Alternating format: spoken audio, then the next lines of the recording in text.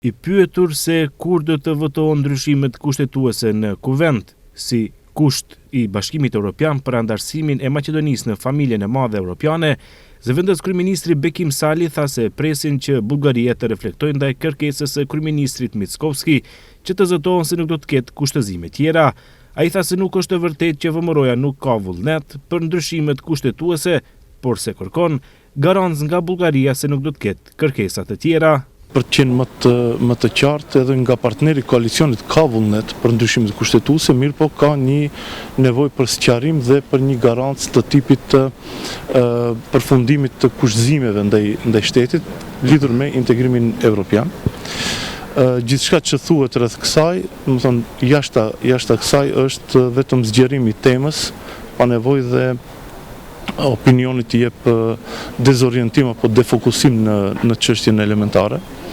Këtu mund ta them publikisht se përkraja është maksimale nga gjitha institucionet e Unionit Evropian për integrimin tonë të plot në Bashkimin Evropian. Dhe ne si Ministri e Çështjeve Evropiane po punojmë intensivisht në agjendën reformuese, e cila është parimisht në interes të qytetarëve.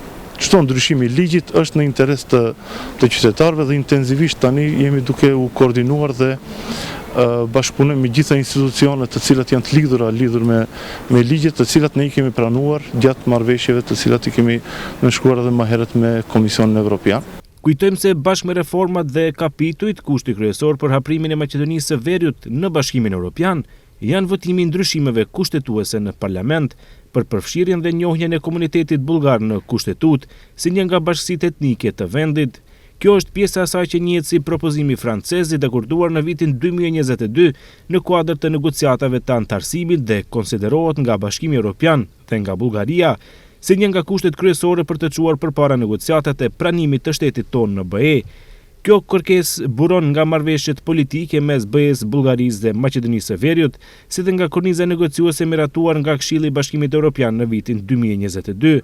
Pa këto ndryshime kushtetuese, Bashkimi Evropian nuk është në gjendje të hapë kapitujt e negociatave për antarësim, pasi vendet anëtare, kryesisht Bullgaria, kanë bllokuar procesin deri në përmbushjen e këtij kushti.